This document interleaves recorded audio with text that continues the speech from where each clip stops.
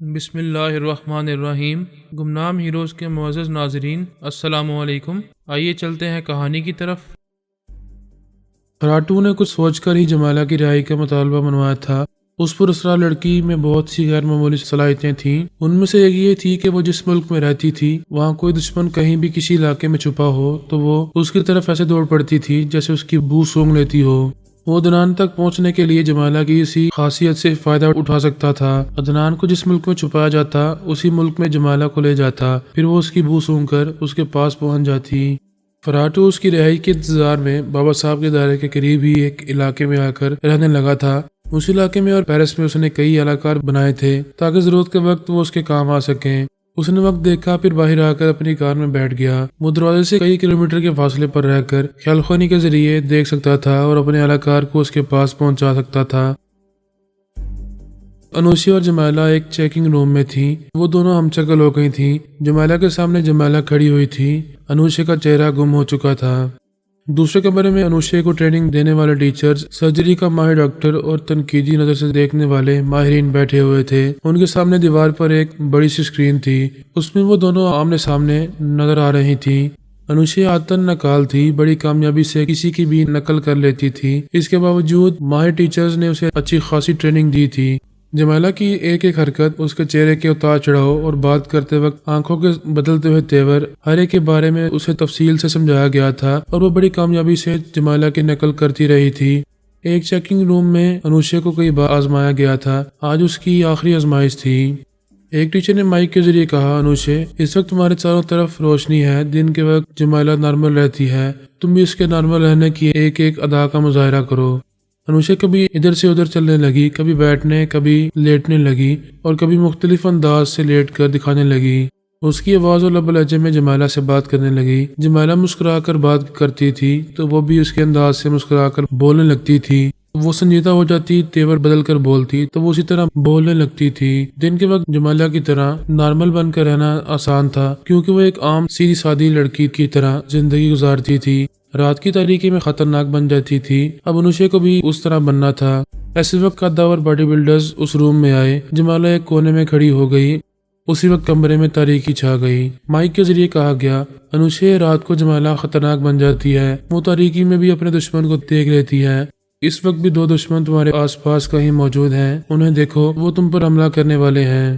اس checking روم میں تاریکی ہوتے ہی انوشی نے اپنی آنکھوں میں لینز لگا لیے۔ ان لینز کے ذریعے وہ تاریکی میں دور تک دیکھ سکتی تھی۔ وہ دیکھ رہی تھی کہ اسے کچھ فاصلے پر دو باڈی بلڈرز کھڑے ہوئے ہیں، پینترا بدل کر اس پر حملہ کرنا چاہتے ہیں۔ چیکنگ روم میں اندھیرا ہوتے ہی اس پر جنون طاری ہو گیا تھا، یا یہ کہنا چاہیے کہ وہ جنونی ہونے کا بھرپور مظاہرہ کر رہی تھی۔ اس نے باقاعدہ فائٹر بننے کی ٹریننگ حاصل نہیں کی تھی، صرف ابتدائی تربیت حاصل کی تھی۔ وہ ایک فائٹر کی حیثیت سے دشمن کا مقابلہ کامیابی سے نہیں کر سکتی تھی، لیکن 3 برس کی عمر سے اپنی دادی آمنہ کے ساتھ رہ کر روحانی تربیت حاصل کرتی رہی تھی۔ 8 برس کی عمر میں روحانی ٹیلی پیتھی سیکھنے لگی تھی اور اب 9 برس کی تھی۔ اگرچہ ابھی روحانی ٹیلی پیتھی پر بھی عبور حاصل نہیں ہوا تھا، تاہم آمنہ نے اس پر عمل کیا تھا۔ روحانی ٹیلی پیتھی کے سلسلے میں جو کمی تھی وہ سب کچھ اس کے ذہن میں نقش کر دیا تھا۔ اب وہ اپنی خیال خوانی کے ذریعے یوگا جاننے والوں کے دماغوں میں بھی گھس کر ان کے خیالات پڑھ سکتی تھی اور انہیں کمزور بنا سکتی تھی۔ اس وقت وہ ان 2 حملہ کے خیالات پڑھ کر یہ معلوم کر رہی تھی کہ وہ کیا کرنا چاہتے ہیں، کس طرح حملہ کرنا چاہتے ہیں اور اسے کیا کرنا چاہیے۔ اس نے ان کے حملوں کو ناکام بناتے ہوئے جوابی حملے کیے۔ اس کے ہاتھ ابھی اتنے مضبوط نہیں تھے کہ حملہ کرنے والوں کو ہتھوڑے کی طرح لگتے، لیکن روحانی ٹیلی پیتھی کے ذریعے ان کے دماغوں میں یہی تاثر پیدا ہوا کہ کراٹے کا ہاتھ اور فلائنگ کی انہیں آہنی سلاحوں کی طرح لگ رہی ہے۔ وہ دونوں مار کھاتے ہوئے، تکلیف سے کراتے ہوئے ادھر سے ادھر جا رہے تھے۔ جمالہ کونے میں کھڑی بڑی حیرانی سے انوشی کو دیکھ رہی تھی۔ اسے یہی لگ رہا تھا جیسے اپنے آپ کو دیکھ رہی ہے۔ اسے یاد آ رہا تھا کہ وہ رات کے وقت اسی طرح خونخوار ہو جاتی تھی، دشمن کی ہڈی پسلی توڑ دیتی تھی۔ وہ حیرانی سے سوچ رہی تھی کہ انوشی نے 2-4 دن میں ایسی شیطانی قوت کیسے حاصل کی ہے، اتنی جلدی ایسا نہیں ہو سکتا، یہ سراسر جادوگری لگ رہی ہے۔ جمالہ آئندہ اس ادارے میں رہ کر بہت کچھ سمجھنے والی تھی۔ عصر کا وقت ہو چکا تھا، وہ آخری چیکنگ بھی ختم ہو گئی۔ دونوں جمالہ وہاں سے نکل کر سیدھی جناب تبریزی کے حجرے میں آئیں اور ان کے سامنے دوزانو ہو کر بیٹھ گئیں۔ انہیں ضروری ہدایات دیتے رہے۔ انہوں نے ان کے ساتھ ہی نماز پڑھی، عبادت میں مصروف رہیں، پھر ان سے رخصت ہو کر حجرے سے باہر آ گئیں۔ باہر سونیا ٹرالی میں بیٹھی ہوئی تھی. اس نے جمیلہ سے کہا تم دوسری ٹرالی میں ہاسٹل چلی جاؤ. جمیلہ نے آگے بڑھ کر انوشے کو گلے لگایا، پھر اسے پیار کرتے ہوئے کہا میری دعائیں تمہارے ساتھ ہیں، اللہ تعالیٰ تمہیں ہر مرحلے میں کامیاب کرے. انوشے سونیا کے ساتھ بیٹھ گئی، پھر وہ ٹرالی وہاں سے چلتی ہوئی دروازے کے سامنے پہنچ کر رک گئی. سونیا نے کہا جمیلہ جب یہاں پہلی بار داخل ہو رہی تھی تو میں نے اس کا استقبال کیا تھا، اب یہیں دوسری جمیلہ کو چھوڑنے آئی ہوں. وہ دروازہ کھل رہا تھا. سونیا نے کہا جاؤ، تمہیں خدا کے حوالے کیا. باہر ایک کار نظر آ رہی تھی. وہ سونیا کے گلے لگ کر وہاں سے پلٹ گئی. آہستہ آہستہ چلتی ہوئی دروازے پر آئی، پھر اس نے بسم اللہ کہہ کر پہلا قدم باہر رکھا. شروع کرتی ہوں اللہ تعالیٰ کے نام سے جو بڑا مہربان اور نہایت رحم کرنے والا ہے. انوشے بابا صاحب کے ادارے سے باہر آ گئی تھی. وہ بڑا سا دروازہ بند ہو رہا تھا. اس کے سامنے کچھ فاصلے پر ایک شاہراہ تھی. کتنی ہی گاڑیاں وہاں سے گزر رہی تھیں. صرف ایک کار سڑک کے کنارے یوں کھڑی ہوئی تھی جیسے اس کا انتظار کر رہی ہو. اس نے کار کی طرف دیکھا. اسی وقت اس کا اگلا دروازہ کھل گیا. ایک شخص گاڑی سے اتر کر اس کی طرف دیکھتے ہوئے مسکرانے لگا. ٹیلی پیتھی جاننے والے کسی کی بھی آواز اور لب و لہجے کو گرفت میں لے کر یا پھر اس کی آنکھوں میں جھانک کر اس کے دماغ میں پہنچتے ہیں. اگر کوئی یوگا کا ماہر ہو اور سانس روک لے تو سوچ کی لہریں واپس چلی آتی ہیں، لیکن روحانی ٹیلی پیتھی ایسی حد بندیوں سے بے نیاز ہے. انوشے کے لیے ضروری نہیں تھا کہ وہ کسی کی آواز سنتی، اس کے لب و لہجے کو گرفت میں لیتی یا اس کی آنکھوں میں جھانک کر اس کے اندر پہنچتی. جیسے وہ شخص گاڑی سے نکل کر اس کی طرف دیکھ کر مسکرانے لگا تو وہ فوراً ہی اس کے اندر پہنچ گئی. وہاں اس اجنبی کے اندر فرحات 2 بول رہا تھا یہی جمیلہ ہے، اس کے استقبال کے لیے آگے بڑھو.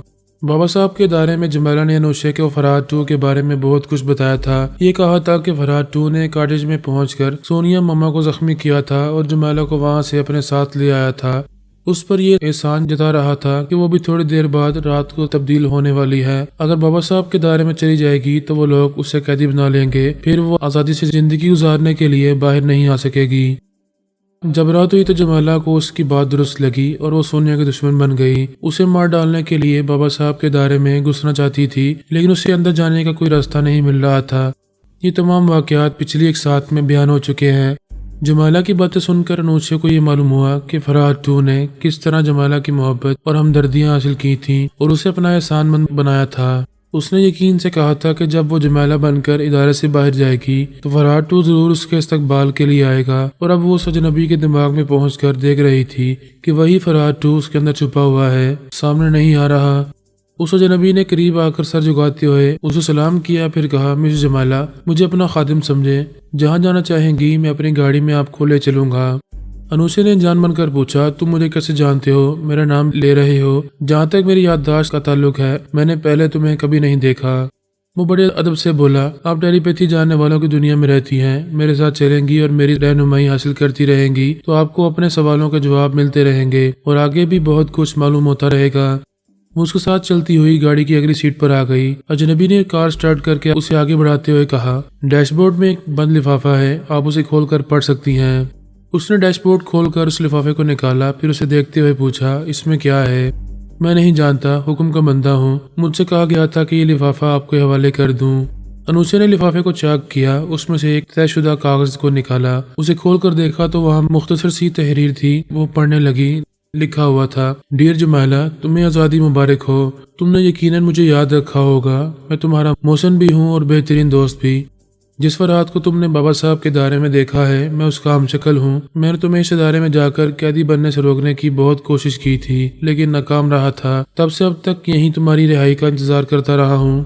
اس سے اندازہ کر سکتی ہو کہ یہ دن رات انتظار کرنے والا تمہیں کس قدر چاہتا ہے. تم جب دن کے وقت نارمل رہتی ہو تو تمہارا حساس دماغ برائی سوچ کی لہروں کو محسوس کر لیتا ہے اور کسی کو اپنے اندر نہیں آنے دیتا. ویسے بھی فی الحال میں تمہارے اندر نہیں آنا چاہتا. یہ اچھی طرح جانتا ہوں کہ فرحات اور اس کے ٹیلی پیتھی جاننے والے تمہارے اندر موجود ہوں گے اور تمہارے ذریعے مجھے ٹریپ کرنے کی کوشش کریں گے.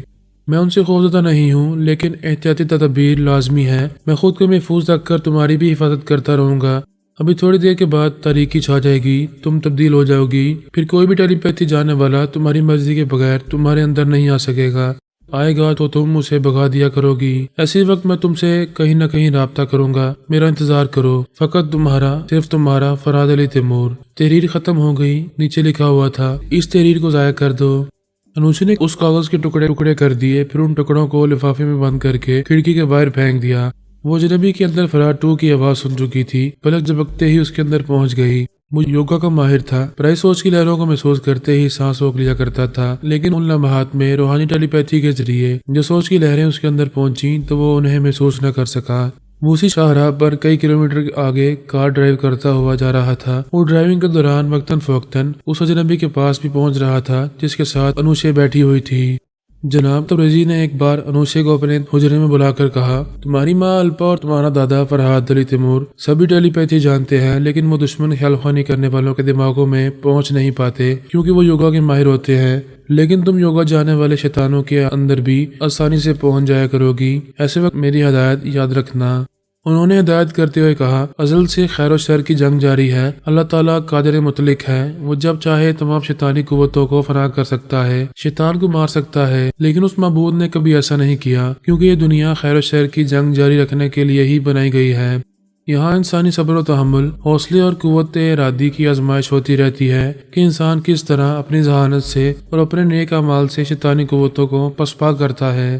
انہوں نے ایک ذرا توقف سے کہا، ہم روحانی ٹیلی پیتھی جاننے والے اللہ تعالیٰ کی عطا کی ہوئی اس روحانی قوت کے ذریعے شیطان کو چشمے زدن میں فنا کر سکتے ہیں، لیکن تم ایسا نہیں کرو گی۔ اللہ تعالیٰ کی مرضی سے شیطان کو اس کی پوری قوتوں کے ساتھ ایک مخصوص مدت تک زندہ رہنا ہے، لہذا روحانی ٹیلی پیتھی کے ذریعے تم کھل کر کسی بھی دشمن کو چیلنج نہیں کرو گی، کسی کے بھی دماغ میں پہنچ کر کبھی اپنی موجودگی ظاہر نہیں کرو گی، جو ہو رہا ہوگا وہ ہونے دو گی اور چپ چاپ تماشا دیکھتی رہو گی۔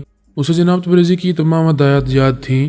اس وقت وہ فرات 2 کے اندر پہنچی ہوئی تھی، اس کے خیالات پڑھ رہی تھی اور روحانی طور پر یہ آگاہی مل رہی تھی کہ ابھی فرات 2 کو ڈیل دی گئی ہے، وہ اس کے گرینڈ پا فرہاد علی تیمور کے خلاف محاذرے کرتا رہے گا۔ یہ راز وہ نہ تو اپنے گرینڈ پا یعنی مجھے بتائے گی اور نہ ہی فرات 2 کو اس کے ناپاک عزائم سے روکے گی۔ ایسی بات نہیں ہے کہ شیطان کو بالکل ہی ڈیل دے دی جائے گی۔ جب کبھی فرات 2 اپنی حد سے گزرے گا تو اسے چپ چاپ روحانی ٹیلی پیتھی کے ذریعے اسے تگنی کا ناچ نچا سکے گی۔ فی الوقت وہ بڑی خاموشی سے اس کے خیالات پڑھ رہی تھی۔ یہ معلوم ہو رہا تھا کہ اس نے پیرس میں اس کے لیے ایک اپارٹمنٹ حاصل کیا ہے، وہاں اسے خوش کرنے کے لیے ابوالہول کے بت کو لا کر رکھا ہے۔ وہ جانتا تھا کہ جمالہ رات کے وقت اس بت کو دیکھ کر خوش ہو جاتی ہے، اس کی پوجا کرتی ہے، اس کی مناجات کرتی ہے اور بت لانے والے کو ابوالہول کا غلام اور اپنا سچا دوست سمجھتی ہے۔ فرات 2 نے اسے خوش کرنے اور اس سے دوستی قائم رکھنے کے لیے ایسے انتظامات کیے تھے۔ اچھا خاصا وقت گزر گیا تھا، دور کہیں مسجدوں میں مغرب کی اذان ہو رہی تھی، آدھے گھنٹے کے اندر دن کے اجالے پر رات کی تاریکی مسلط ہونے والی تھی۔ فرات 2 بار بار گھڑی دیکھ رہا تھا، اندھیرا ہوتے ہی وہ جمالہ سے رابطہ کرنے والا تھا۔ وقت آہستہ آہستہ گزرتا ہے مگر گزر ہی جاتا ہے، رات کی تاریکی مسلط ہو گئی۔ انوشے نے ایک بارگی چیخ کر کہا، گاڑی روکو۔ اس اجنبی نے گھبرا کر فوراً ہی گاڑی روک دی۔ انوشے نے ایک ہاتھ سے اس کا گلا دباتے ہوئے پوچھا، تم مجھے کہاں لے جا رہے ہو؟ اس کی آواز اور لب و لہجے میں بلا کی صفاقی اور درندگی پیدا ہو گئی تھی۔ روحانی تاثرات کے ذریعے اس اجنبی کو یوں محسوس ہو رہا تھا جیسے وہ گلا دبوچنے والا ہاتھ نہیں ہے بلکہ کوئی فولادی شکنجہ ہے۔ فرات 2 اپنے اس اہلکار کے دماغ میں رہ کر یہی محسوس کر رہا تھا کہ جمالہ کو اچانک ہی شیطانی قوتیں حاصل ہو گئی ہیں، اس کے تیور بدل چکے ہیں۔ اس نے فوراً ہی موبائل فون کے ذریعے اسے رابطہ کر کے کہا، فون اس لڑکی کو دو۔ اس نے حکم کی تعمیل کی۔ وہ فون لے کر اسے کان سے لگاتے ہوئے بولی، کون ہے؟ وہ بولا، میں تمہارا دوست فرات 2 بول رہا ہوں، پلیز اس کا گلا چھوڑ دو، یہ تمہارا خدمت گار ہے۔ انوشے نے اسے چھوڑ دیا، پھر فون کو کان سے لگائے کار سے باہر نکل کر ادھر ادھر دیکھتے ہوئے کہا، تم کہاں ہو؟ وہ بولا، اس وقت ابوالہول سے اور بھی قوتیں طلب کرو، معلوم کرو کیا کوئی تمہارا تعاقب کر رہا ہے، کیا خیال خوانی کرنے والے کسی بھی ذریعے سے تمہاری نگرانی کر رہے ہیں۔ وہ بے بسی سے بولی، میں کیسے ابوالہول کو پکاروں گی، مجھے اس کا بت چاہیے، میں اس کے بغیر نہیں رہ سکتی۔ تمہارے لیے خوشخبری ہے، میں نے پیرس کے ایک اپارٹمنٹ میں ابوالہول کا بت لا کر رکھا ہے، ابھی تمہیں وہیں لے جاؤں گا۔ تم اپنی پراسرار قوتوں سے معلوم کرو کہ میں اس وقت کہاں ہوں، تم وہیں چلی آؤ۔ اس نے ایک بار کی سر گھما کر سامنے کی طرف دیکھا، پھر فوراً ہی دوڑتی ہوئی اس کی طرف جانے لگی۔ فرات 2 اپنے اہلکار کے ذریعے اسے دوڑتے ہوئے دیکھ رہا تھا۔ روحانی تاثرات کے مطابق یوں لگ رہا تھا جیسے وہ انسانی رفتار سے نہیں بلکہ طوفانی رفتار سے دوڑتی جا رہی ہے۔ فرات 2 فون کا رابطہ ختم کر کے اپنی گاڑی سے باہر آ گیا۔ اسی وقت انوشے دوڑتی ہوئی اس کے پاس پہنچ گئی۔ وہ خوش ہو کر اپنا ہاتھ بڑھاتے ہوئے بولا، آزادی مبارک ہو، پہلے ہاتھ ملاؤ، پھر میں تمہیں ابوالہول کے پاس پہنچاؤں گا۔ انوشے نے ہاتھ بڑھا کر پوری قوت سے اس کے ہاتھ کو اپنی گرفت میں لیا۔ اس کی گرفت بہت زیادہ مضبوط نہیں تھی، لیکن فرات 2 کو یوں محسوس ہوا جیسے اس کا ہاتھ آہنی شکنجے میں آ گیا ہو۔ وہ تڑپ کر بولا، پلیز آہستگی سے مسافہ کرو۔ وہ اس کا ہاتھ چھوڑ کر اپنی سیٹ پر آ کر بیٹھ گئی۔ اسٹیئرنگ سیٹ پر آ کر گاڑی کو آگے بڑھاتے ہوئے بولا، کیا تم مطمئن ہو کہ ہمارا تعاقب نہیں کیا جا رہا؟ وہ بولی، کوئی تعاقب نہیں کر رہا ہے، کسی کی مجال نہیں ہے کہ کوئی میرا پیچھا کرے۔ میں پلٹ کر ایسا وار کروں گی کہ وہ دوسری سانس نہیں لے سکے گا۔ میں تمہارا محسن ہوں، تمہارا دوست ہوں، تم پہلے بھی میری باتیں مانتی رہی ہو، اس بار بھی یہ بات مان لو کہ کسی کو ایک لمحے کے لیے بھی اپنے دماغ میں نہ آنے دینا۔ یہ فرہاد اور اس ٹیلی پیتھی جاننے والے بہت ہی مکار ہیں۔ وہ سخت لہجے میں بولی، مجھے یہ باتیں نہ سمجھاؤ، میں بابا صاحب کے ادارے میں رہ کر ان سب کو اچھی طرح دیکھ چکی ہوں، سمجھ چکی ہوں۔ وہ سب میرے ابوالہول کے دشمن ہیں، میں انہیں زندہ نہیں چھوڑوں گی، ایک ایک کو چن چن کر ماروں گی۔ میں معلوم کرنا چاہتا ہوں وہ لوگ تمہارے خلاف کیا کرتے تھے۔ رات کو تم تبدیل ہو جاتی ہو، پھر صبح تک تو ان کی شامت آ جاتی ہوگی۔ وہ مجھے قابو میں رکھنے کے لیے زنجیروں میں جکڑ دیتے تھے، لیکن میں زنجیریں بھی توڑ ڈالتی تھی۔ مجھے ایک ایسے کمرے میں رکھا جاتا تھا جس کی دیواریں اور دروازہ فولادی تھا، میں انہیں توڑ کر باہر نہیں نکل سکتی تھی، بہت مجبور ہو کر اس قید خانے میں رات گزارتی تھی۔ وہ ایک ذرا چپ ہوئی، پھر گہری سانس لے کر بولی، دن کے وقت وہ لوگ مجھے بڑی محبتیں دیتے تھے، بہت پیار دیتے تھے، بہت اچھا سلوک کرتے تھے، مجھے دینوں ایمان کی باتیں سمجھاتے تھے، لیکن رات کو میرا رویہ دیکھ کر پریشان ہو جاتے تھے۔ آخر وہ لوگ اس نتیجے پر پہنچے کہ میں شام سے صبح تک کبھی نارمل نہیں رہ سکوں گی، کبھی ان کے قابو میں نہیں آ سکوں گی، اس لیے انہوں نے مجھے مجبور ہو کر مجھے رہا کر دیا ہے۔ تھینکس گاڈ تم میرے پاس واپس آ گئی ہو، اب ہم مل کر دشمنوں کے خلاف انتقامی کارروائیاں کر سکیں گے۔ میں بھی اس ادارے میں واپس جا کر ان سے نبٹنا چاہتی ہوں، لیکن یہ پہلے دیکھ چکی ہوں کہ مجھے اندر جانے کا راستہ نہیں ملتا۔ یہ بتاؤ ان دشمنوں کو اس ادارے سے باہر کیسے نکالا جائے گا؟ اس نے کہا، فرہاد علی تیمور کا پوتا عدنان بنگلہ دیش میں ہے، وہ فرہاد کی بہت بڑی کمزوری ہے۔ اگر تم اس بچے کو میرے پاس پہنچاؤ گی تو میں اس کے ذریعے سونیا اور فرہاد کو ادارے سے باہر آنے پر مجبور کر دوں گا۔ ایسی بات ہے تو پہلے مجھے ابوالہول کے بت کے پاس پہنچاؤ، پھر بنگلہ دیش لے چلو، میں اس بچے کی گردن دبوچ لوں گی۔ دیکھو اس بچے کو ذرا بھی نقصان نہ پہنچے، اس کے ذریعے صرف سونیا اور فرہاد کو کمزور بناتے رہنا ہے۔ ٹھیک ہے، میں اسے نقصان نہیں پہنچاؤں گی، لیکن ہم اتنی جلدی بنگلہ دیش کیسے جا سکتے ہیں؟ تم فکر نہ کرو، مجھ سے بچھڑتے وقت تم اپنا سامان اور پاسپورٹ وغیرہ میرے پاس چھوڑ گئی تھی۔ میں نے اس پاسپورٹ کے ذریعے آج رات 11 بجے کی فلائٹ میں 2 سیٹیں اوکے کرائی ہیں، ہم تقریباً 8 گھنٹے میں بنگلہ دیش پہنچ جائیں گے۔ تم خود تو میرا محسن بھی کہتے ہو اور دوست بھی، یہ بتاؤ محسن ہو یا دوست؟ اگر محسن ہو تو میں اس بچے کو تمہارے حوالے کرنے کے بعد احسان اتار دوں گی، پھر ہو سکتا ہے آئندہ تمہارے کام نہ ہوں، اس کا انحصار میرے موڈ پر ہوگا۔ وہ جلدی سے بولا، نہیں ایسی بات نہ کرو، میں محسن نہیں صرف دوست بن کر رہنا چاہتا ہوں، تمہیں دوست بنائے رکھنے کے لیے بڑی سے بڑی قربانی دے سکتا ہوں۔ میں جانتی ہوں تم بہت اچھے ہو، پہلی ملاقات میں تم نے مجھے سونیا سے چھین لیا تھا اور بابا صاحب کے ادارے میں جانے سے روک دیا تھا، مگر نہ جانے وہ کیسے جادوگر ہیں، انہوں نے مجھے اس ادارے میں بلا ہی لیا اور قیدی بنا لیا۔ آئندہ ایسا نہیں ہوگا، تم اس ادارے کے قریب بھی نہیں جاؤ گی، بلکہ اس شہر اور اس ملک میں بھی نہیں رہو گی، دور رہ کر بھی ان کے خلاف بہت کچھ کر سکو گی۔ اور رات کے 8 بجے پیرس پہنچ گئے۔ وہ اپارٹمنٹ کے سامنے گاڑی روک کر باہر آتے ہوئے بولا، اپنی پراسرار صلاحیتوں کے ذریعے پھر یہ معلوم کرو کوئی ہمارا تعاقب تو نہیں کر رہا۔ میں اچھی طرح سمجھ رہی ہوں ہمارے پیچھے کوئی نہیں ہے، جب مجھے کوئی خطرہ پیش آتا ہے تو ایک آگہی سی ملتی ہے، پھر میں ابوالہول کو پکارتی ہوں تو مجھے معلوم ہو جاتا ہے کہ خطرہ کس طرف سے ہے۔ ابھی ایسی کوئی بات نہیں ہے، اسے یقین تھا کہ جمالہ سچ کہہ رہی ہے، کوئی دھوکہ نہیں کھا رہی، پھر بھی وہ محتاط نظروں سے چاروں طرف دیکھ رہا تھا۔ انوشا نے کہا، میں اپنے ابوالہول کو دیکھنے اور اس سے ملنے کے لیے تڑپ رہی ہوں، فوراً اپارٹمنٹ میں چلو۔ وہ وہاں سے چلتے ہوئے اپارٹمنٹ کے دروازے پر آئے۔ فراٹو نے چابی کے ذریعے دروازے کو کھولا، پھر اندر آ کر سوئچ کو آن کیا، کمرہ روشن ہو گیا۔ اس کمرے کی ایک میز پر ابوالہول کا ناک کٹا بت رکھا ہوا تھا۔ بعض اوقات ایسے حالات پیش آتے ہیں جن کے بارے میں کبھی کوئی پہلے سے سوچ بھی نہیں سکتا۔ انوشا نے سر گھما کر ابوالہول کے بت کو دیکھا تو اس کے ذہن کو ہلکا سا جھٹکا لگا، یوں محسوس ہوا جیسے کسی انجانی سی قوت نے اسے چھو لیا ہے۔ وہ آنکھیں پھاڑ پھاڑ کر اسے دیکھ رہی تھی اور وہ بت اسے دیکھ رہا تھا۔ شاید شیطان دھوکہ کھا رہا تھا کہ اس کی جمالہ واپس آ گئی ہے، واپس آ گئی ہے، واپس آ گئی ہے۔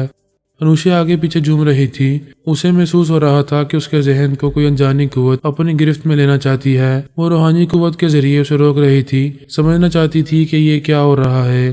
ایسے وقت اس کے دونوں بازو بے اختیار پھیل گئے تھے اور وہ بازو پھیلائے رک رک کر ابوالہول کی طرف بڑھ رہی تھی۔ وہ مضبوط قوت ارادے کی مالکہ تھی، آسانی سے زیر نہیں ہو سکتی تھی۔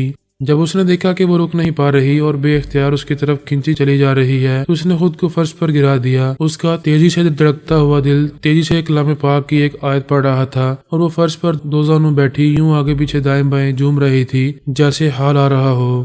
فراٹو دور کھڑا اسے دیکھ رہا تھا۔ اس کی سمجھ میں یہ آ رہا تھا کہ جمیلہ ابوالہول کی پجارن ہے۔ اسے دیکھتے ہی بڑی عقیدت سے فرش پر بیٹھ کر جھوم رہی ہے، اپنے طور پر اس کی عبادت کر رہی ہے۔ دیکھا جائے تو انوشے بھی ابھی ایک بچی تھی، اپنی دادی آمنہ کے ساتھ رہ کر روحانیت کے ابتدائی مرحلوں سے گزرتی رہی تھی۔ جناب تبریزی نے روحانی عمل کے ذریعے اس کے دماغ میں روحانی ٹیلی پیتھی نقش کی تھی۔ انوشے نے روحانی ٹیلی پیتھی کا علم باقاعدہ روحانیت کے ازمائشی مراحل سے گزر کر حاصل نہیں کیا تھا۔ دوسری اہم بات یہ تھی کہ انوشے اب تک روحانیت کے کسی بھی عملی تجربے سے نہیں گزری تھی، پہلی بار رکاوٹوں سے اور شیطانی قوتوں سے پالا پڑ رہا تھا۔